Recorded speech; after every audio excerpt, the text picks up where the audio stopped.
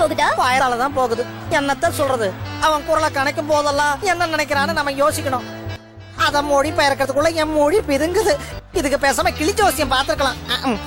அங்க எப்படி? இந்த கிழியும் கிழிஞ்சுதா இருக்கு. ஒரு நெல்ல குடுத்துட்டு 1000 சொல்ல வாங்குறான். சமயத்துல பேசுறானா எப்ப விடுறானே தெரிய மாட்டேங்குது.